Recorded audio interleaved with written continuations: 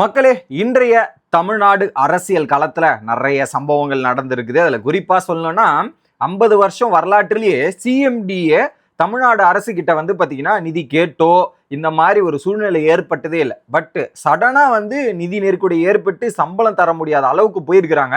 அது என்ன எதனால நடந்திருக்கு அப்படின்றதையும் பார்க்க போறோம். இன்னொரு பக்கம் புரோட்டோகால் அக்கா அப்படின்ற மாதிரி ஒருத்தவங்க இருந்தாங்க. அவங்க ரீசெண்டா நேத்து வந்து தாவேக்கா தரப்புல இருந்து ஒரு அறிக்கை வந்துருது. அம்மா உணவகத்துல இருந்து இவ்வளவு சாப்பாடு வந்து இப்ப வாங்க ஆரம்பிச்சிருக்காங்க, இப்ப இவ்வளோ வருமானம் வருதுன்றதை தெளிவுபடுத்தியிருந்தாங்க.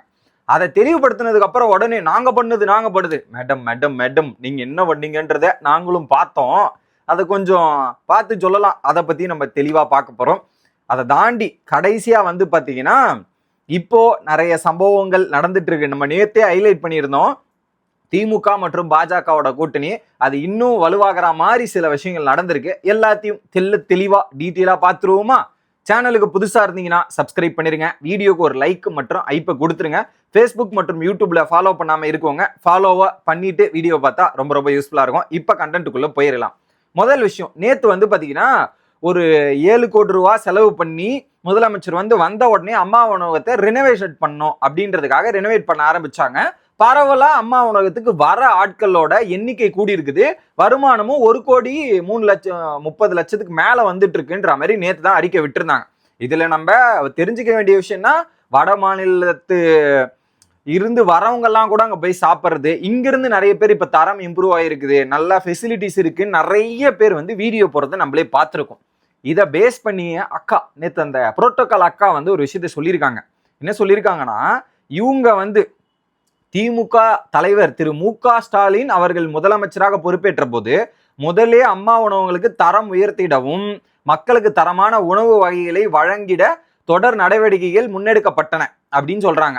இதன் காரணமாக 2022 முதல் அம்மா உணவகங்களின் தரமும் விற்பனையும் படிப்படியாக உயர்ந்துள்ளது. 2022 இருந்து மக்களே உயர்ந்திருக்கு. நீங்க பார்த்திருந்தீங்களா? இதுல வந்து 7.5 கோடி செலவு பண்ணி புதிய பாத்திரங்கள் இதெல்லாம் வாங்கி போட்டாங்களாம், இதெல்லாம் சொல்லிட்டு இருந்தாங்களாம். ஸோ இதுல வந்து பாத்தீங்கன்னா ஜனவரி மாதத்திலிருந்து வருவாய் வந்து இன்க்ரீஸ் ஆகிட்டே இருந்தது அப்படின்ற மாதிரி ஒரு பெரிய விஷயத்த சொல்றாங்க. ஓகே, மே ஜூன்லலாம் வந்து இப்பதான் ஆகல, அப்பத்துலேருந்து வந்துட்டு இருக்குன்ற மாதிரி ஒரு விஷயத்த சொல்றாங்க. இவங்க டெவலப் பண்ண விஷயத்தை தான் நம்ம பார்த்தோமே. இதே வீடியோ நீங்க சோசியல் மீடியால போனீங்கன்னா இந்த புரோட்டோகால் அக்கான்ற ஒரு அக்கா வந்து ஒரு வீடியோ போட்டிருப்பாங்க. அந்த வீடியோலயே சொல்லியிருப்பாங்க, ஏங்க அம்மா உணவகத்துல இப்படிலாம், ஏன்னா வர வாடிக்கையாளர்கள் கம்மியா இருக்காங்க, நிறைய பேர் அதை இதை பூட்டி வச்சுட்டு அந்த ரிப்போர்ட்டை மட்டும் கொடுக்குறாங்க, இந்த மாதிரி நிறைய விஷயங்கள் இருக்கு, நீங்க வேணா கூட வாங்கலேன், நாங்க போய் கூட்டு காமிக்கிறோம் அப்படின்ற மாதிரிலாம் பேசியிருந்தாங்க. அந்த வீடியோ காணொலி நீங்க யூடியூப்லயே சர்ச் பண்ணி பாத்தீங்கன்னா புரோட்டோகால் அக்காவுடைய அந்த காணொலி அப்படின்ற மாதிரி நீங்க யூடியூப்ல சர்ச் பண்ணீங்கன்னா, அம்மா உணவகத்தை பேஸ் பண்ணி சர்ச் பண்ணீங்கன்னா உங்களுக்கே கிடைக்கும். அதை பார்த்து நீங்க தெரிஞ்சுக்கலாம். இப்போ வந்து எப்படிலாம் டிஃப்ரெண்டா டிசைனா கருத்து சொல்றன்ற பேர்ல கதை கட்டுறாங்க பார்த்தீங்களா? இதெல்லாம் மக்கள் ரொம்ப தெளிவா இருக்காங்க. சரி, அப்படி சொன்னீங்கன்னா ஏங்க மக்கள் எல்லாமே வந்து வீடியோ போட போறாங்க, நார்த் இந்தியா மீடியா எடுத்து இதை பேசுறாங்க, இங்கிலீஷ் சேனல்ஸ் எல்லாம் அதை சொல்றாங்கன்னா ஏன் வருது? அந்த அளவுக்கு இம்ப்ரூவ்மெண்ட் நடந்திருக்கிறதால தான் பேசுறாங்க. அதை அப்படியே மூடிட்டு இல்ல நாங்க பண்ண சாதனை என்னங்க ஐயா அப்படின்ற மாதிரி தான் இருக்குது. ஸோ அக்கா அப்படி ஒரு விஷயத்த சொல்லிட்டு இருக்காங்க. பார்த்து நீங்களே தெரிஞ்சுக்குங்க மக்களே, என்னென்னலாம் உருட்டுறாங்கன்றதை நீங்களே புரிஞ்சுக்கணும். அடுத்ததாக இன்னைக்கு வந்து பாத்தீங்கன்னா ஒரு அறிக்கையை வந்து விட்டுருக்காங்க போலீஸ் தரப்புல இருந்து. என்ன அப்படின்னு பாத்தீங்கன்னா, அந்த பேரம் பேசினாங்கல்ல தாவேக்கா எம்எல்ஏக்கு, அதுக்கு கிரேட்டர் சென்னை போலீஸ்ல இருந்து ஒரு அறிக்கை விட்டுருக்காங்க. நம்ம நேத்தே சொல்லிட்டு இருந்தோம், 2,80,00,000 வந்து பறிமுதல் பண்ணியிருக்கிறாங்க இல்லையா? ஸோ அதோட எக்ஸாக்ட் அமௌண்ட் 2,82,49,000 ரூபாய் வந்து கைப்பற்றப்பட்டிருக்கு. இதுல 2 பேர் அரெஸ்ட் பண்ணியிருக்கிறாங்க. அவங்க வந்து பாத்தீங்கன்னா அவங்க முன்பணமா எம்எல்ஏ கிட்ட முன்பணமா கொடுக்க வச்சிருந்த பணமா இந்த விசாரணையில இவங்க 2 பேரை கைது பண்ணிருக்கணும். இன்னும் நிறைய தகவல்கள்லாம் வெளியே வரப்போகுதுன்ற மாதிரியும் சொல்லியிருக்கிறாங்க. இதுல இன்னைக்கு அங்க கரூர்ல இருக்கிற ஒரு ஃபைனான்ஸ் ஆபீசரை பூட்டி சீல் வச்சிருக்கிறாங்க. அங்க இருந்து தான் இந்த பணத்தை வந்து கைப்பற்றப்பட்டிருக்கு.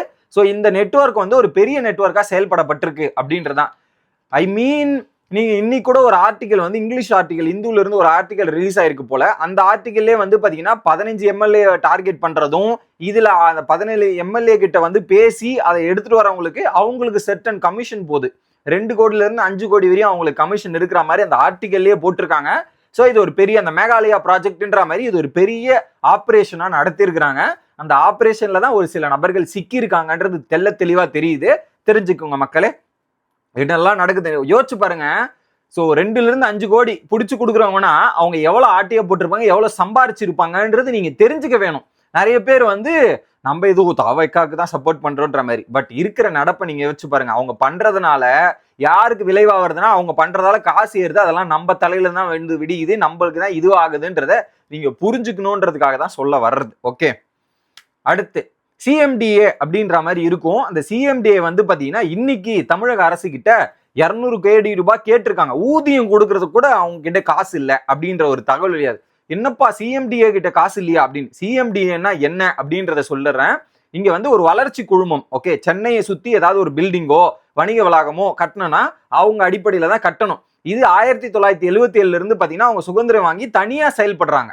தனியா அவங்களுக்குன்னு ஒரு அமௌண்ட் இருக்கு, அதன் மூலியமா செயல்பட்டு இருந்தாங்க. அதுல அவங்களுக்கு ப்ராஃபிட்டா இருந்த 3000 கோடி, 1-2 இல்ல 3000 கோடி. அப்படி இருந்த 3000 கோடியும் இப்ப அவங்க கிட்ட காசு இல்லை. கிட்டத்தட்ட 3500 கோடிக்கு வந்து பிளானை மட்டும் எக்ஸிக்யூட் பண்ணிருக்காங்க. இந்த பில்டிங் கட்டுறது, பஸ் ஸ்டாண்ட் கட்டுறது, இந்த மாதிரி கட்டுறது. நீங்களே சென்னையை சுத்தி நிறைய பஸ் ஸ்டாண்ட் மாறி மாறி இருக்கும், அதெல்லாம் நோட் பண்ணிருப்பீங்க. அந்த மாதிரி கட்டுறதுக்கு செலவு பண்ணிருக்காங்களாம். இப்போ அந்த இடத்துல செலவு பண்ணா இவங்களுக்கான இவங்க அமௌண்ட் எடுத்து செலவு பண்றாங்கன்னா அப்ப அந்த அமௌண்ட் போட்டு ப்ராஃபிட் வரணும்ல. அந்த மாதிரி அங்க இருந்த ப்ராஃபிட் எதுவுமே இவங்க கிட்ட இல்லையா. 200 கோடி நஷ்டத்துல இருக்கான். அதுக்கு என்ன காரணத்தை சொல்றாங்கன்னா, தாவேகா வந்து கரெக்டா நிதியை வந்து பேலன்ஸ் பண்ணல, இதெல்லாம் பண்ணல. அப்போ இந்த 3000 உங்களோட ப்ராஃபிட் அமௌண்ட்டே 3000, ஆனா நீங்க எக்ஸிக்யூட் பண்ணது 3500 கோடி. அப்போ ப்ராஃபிட்லேயே இல்லாத 500 கோடி எக்ஸ்ட்ரா செலவு நீங்க வச்சிருக்கீங்க. அந்த செலவு எங்க இருந்து வந்துச்சு? இந்த எல்லாமே தாவேகா ஆட்சி வந்ததுக்கு அப்புறம் தான் இந்த ப்ராஜெக்ட் எல்லாம் சைன் பண்ணாங்களா? இல்ல. அப்ப நீங்க இருக்கும்போது முன்னாடி ஆட்சியில பண்ணிட்டு இப்ப அவங்க நிதி நிலைமையும் இதுவும் ஒழுங்கா மேனேஜ் பண்ணல அப்படின்றதால நாங்க மாட்டிக்கிட்டோன்ற மாதிரி சொல்றாங்க. உங்களுடைய ப்ராஃபிட்டே நீங்க காலி பண்ணிருக்கீங்க. நீங்க என்ன பண்ணணும்? ஓரளவுக்கு அப்ப என்ன பண்ணும், ஒரு 1500 ரூபாய் ப்ராஃபிட் வச்சுட்டு 1500 ரூபாய்க்கு பிளானை போட்டுருக்கணும், திட்டத்தை போட்டுருக்கணும். அப்படி போடல. இவங்க மொத்தத்தையும் தூக்கி எக்ஸ்ட்ரா இருந்ததை விட அதிகமா போட்டுட்டு இப்ப வந்து அரசு கிட்ட கேட்டிருக்காங்க. 50 வருஷமா இது வரைக்கும் சம்பளம் கொடுக்காம அவங்க கிட்டே காசு இருந்திருக்கு. இப்ப இல்லாத நிலைமை வந்திருக்குது. அதுக்கு காரணம் தாவேக்கவா. எப்படி உருட்டுறாங்கன்றதை நீங்களே பார்த்து தெரிஞ்சுக்கணும்.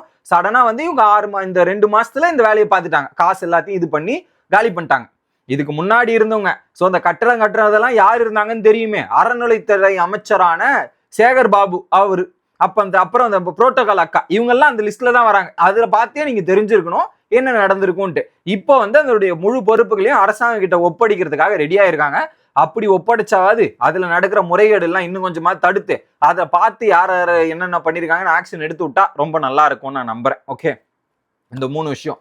அடுத்து இன்னைக்கு அமைச்சர் அவர்கள் வெங்கட்ராமன் இருக்கார் இல்லையா, அவர் போய் பாத்தீங்கன்னா ஒரு மூட்டைய கொள்முதல் பண்றதுக்கு 50 லட்ச ரூபா லஞ்சமா.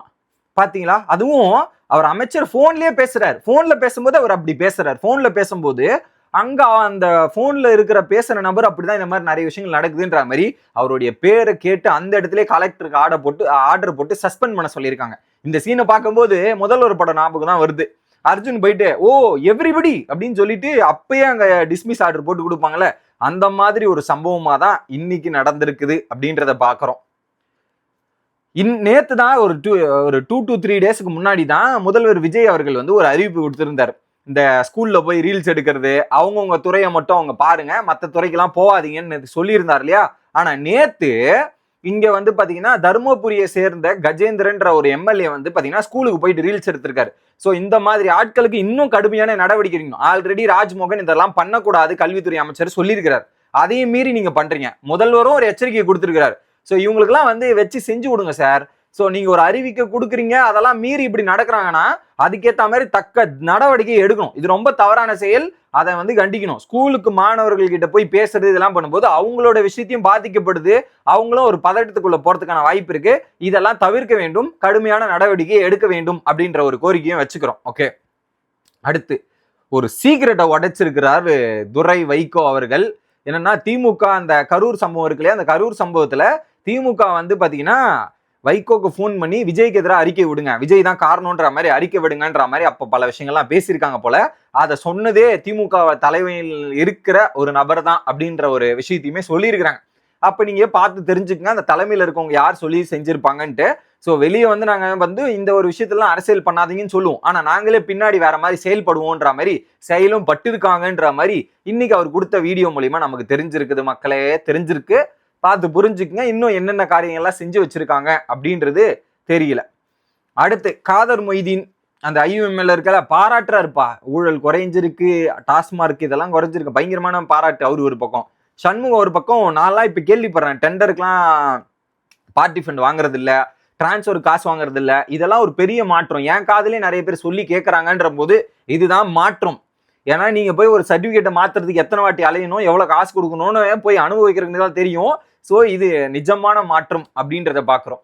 இதுல விட இன்னைக்கு ஒரு காமெடி, ஒரு காலில் ஒரு காமெடி செக்மெண்ட் நடந்துருது. என்னன்னா, லண்டனில் சுற்றுலா பயணத்துக்காக சென்ற எதிர்கட்சி தலைவருமான உதயநிதி ஸ்டாலினும் திமுக தலைவருமான மு.க. ஸ்டாலின் அவர்கள் 2 பேருமே இன்னைக்கு வரதா இருந்தது. ஸோ எல்லாருமே என்ன பண்ணிட்டாங்க, ஒட்டுமொத்த எம்எல்ஏக்களும் கட்சி சார்ந்த மெயினான மெம்பர்ஸ் எல்லாமே போயிட்டு தலைவர் எப்போ வருவாரு அப்படின்ற மாதிரி போய் நின்றுட்டு இருக்காங்க. கடைசியில தலைவர் ஃபிளைட்டை மிஸ் பண்ணிட்டாராயா, நைட்டு தான் வரப்போறாரா அப்படின்ற இன்ஃபர்மேஷனை கட்சியில இருக்கிற ஒரு நபர்கள் கூட சொல்ல மாட்டீங்க. அவங்க இப்ப அவர் வராருன்னா அவருடைய கார் அது வரும், கார் டிரைவருக்காவது சொல்லி அமிச்சாங்களான்னு தெரியல, இல்ல இந்த மாதிரி இது பண்ண அவங்க எல்லாரும் வந்து வெயிட் பண்ணிட்டு அவங்களுக்கு ஒரு இன்ஃபர்மேஷனுமே பாஸ் பண்ணாம இருந்தா அது என்னது இது அப்படின்ற மாதிரி யோசி. ஏன்னா இவங்களுக்காக வந்து எல்லாரும் உங்க இடத்துல இருந்து வந்து அங்க வந்து காத்துக்கிட்டு திரும்ப போறதுக்கு அவங்களுடைய டைமும் வேஸ்ட்டு, வந்த இதுவுமே வேஸ்ட்டு. இது ஏன் பண்ணணும்? ஒரு ஒழுங்கான கம்யூனிகேஷன் கொடுத்துருந்தா ரொம்ப நல்லா இருக்குமா இல்லையா? ஏன் சார் இப்படி பண்றீங்க அப்படின்ற கேள்வி கேட்க தோணுது. அவங்க போய் நின்னது நமக்கு சிரிப்பா இருந்தாலும், பட் இருந்தாலும் சொல்றேன், அது அதை வந்து ஒரு இன்ஃபர்மேஷன் பாஸ் பண்ணியிருந்தா நீங்களும் வராம இருந்திருப்பீங்க, எப்ப வருவாங்கன்னு தெரிஞ்சுக்கலாம். அதை விட்டுட்டு அதையும் கன்வே பண்ணாம இவங்க எல்லாம் வந்து வெயிட் பண்ணி கடைசியில மொக்கம் வாங்கிட்டு போறதெல்லாம் நல்லாவா இருக்கு? அதை கொஞ்சம் பார்த்து பண்ணுங்க அப்படின்றத சொல்லிக்கிறோம். ஓகே, அடுத்து ஐயோ அருண்குமார் மருத்துவத்துறையில இருக்கார் இல்லையா, அவர் நிறைய புதிய திட்டங்கள் எடுத்துட்டு வரதுக்கு, குறிப்பா பெண்களுக்கு சார்ந்த அந்த பிரச்சனை இருக்குல்ல, மாத பிரச்சனை, அதுக்கு எல்லாத்துக்குமே ஒரு புதிய திட்டத்தை எடுத்துட்டு வர போறோன்ற மாதிரி நிறைய விஷயங்களை சொல்லியிருக்கிறாங்க. இது வரவேற்கத்தக்க விஷயம். ஏன்னா இந்த மாதிரி தாவேக்கா வந்ததுல இருந்து ஸ்டூடெண்ட்ஸுக்கு பஸ் புதிய முயற்சி, மகளிர் காலேஜ்ல போற பெண்களுக்கு பஸ் புதிய முயற்சி, இப்போ இந்த ஒரு விஷயம்ன்ற மாதிரி நிறைய மாற்றங்கள் எடுத்துட்டு வந்திருக்காங்க. இந்த மாற்றங்கள்ல வந்து பல பேரால பாராட்ட முடியல, அதை அக்செப்ட் பண்ண முடியல அப்படின்றதாலதான் வெறுப்பும் இதையும் கொட்டிட்டு இருக்காங்க. ஐ மீன் பாராட்ட வேண்டியதையும் பாராட்டத்தையும் தப்பு செய்வதையும் சுட்டி காட்டுவது தான் கரெக்ட். அந்த மாதிரி யாருமே பண்றது இல்ல. ஏன்னா எல்லாமே தாவேக்கா வந்து இப்படி வந்து செலக்ட் ஆகி இவ்வளவு தூரம் வந்து உட்கார்ந்ததே அவங்களால இன்னும் அக்செப்ட் பண்ண முடியல அப்படின்ற மனநிலையில பல பேர் இருக்காங்க. என்னத்த சொல்றது போங்க அப்படின்றத சொல்லிக்கிட்டு ஃபைனலா திமுகவோட பல கவுன்சிலர்கள், கோவை மாவட்டத்தை சேர்ந்த கவுன்சிலர்கள் வந்து அதிருப்தியாகி ராஜினாமே பண்றாங்க. அவர் சொன்ன பாயிண்ட் தான் ஹைலைட். 20 கவுன்சிலர்கள், இதுல குறிப்பா வந்து அந்த கவுன்சிலரோட வேலையை நடக்கிறது கூட பார்ட்டி ஃபண்ட் வாங்குறாங்களா. சொந்த கட்சிக்காரனே பார்ட்டி ஃபண்ட்ல இவ்வளவு பாதிக்கப்பட்டிருக்காங்க. குறிப்பா அந்த திமுகவோட கவுன்சிலரு அவங்க வீட்டுல இருக்கிறவங்களே திமுக ஓட்டு போடல. இந்த நிலைமை வர்றதுக்கு அளவுக்கு எவ்வளவு மோசடிகளும் எவ்வளவு விஷயங்கள் பண்ணிருக்கீங்க போல இருக்குங்க. ஸோ கட்சியில இருக்கிறவனுக்கே ஒரு நல்லது நடக்க மாட்டேங்குது, அவனே காசு கொடுத்துட்டு தான் இப்படி பண்ணணும், சாரி அவனேன்ட்டேன், அவங்களுக்குமே இப்படி வந்து ஒரு காசு கொடுத்துதான் ஒரு வேலை நடக்குது அப்படின்னும் போது எவ்வளோ பெரிய விஷயங்கள்லாம் பண்ணியிருக்கீங்க பாருங்க. கடைசியில இருக்கிற கட்சி நபர்கள் கூட ஒரு பாசிட்டிவா நடக்க மாட்டேங்குது, அவங்களுக்கு சார்ந்த விஷயங்கள் கூட நடக்க மாட்டேங்குதுன்னா என்னையா பண்ணி வச்சுட்டு போயிருக்கீங்க அப்படின்ற மாதிரி கேட்க தோணுமா தோணாதா? மக்களே பார்த்துக்குங்க. எல்லா இடத்துலையும் ஊழல், இதுல குறிப்பா அரசியல்வாதிகள், அதிகாரிகள் எல்லாருமே இதை பண்றாங்க.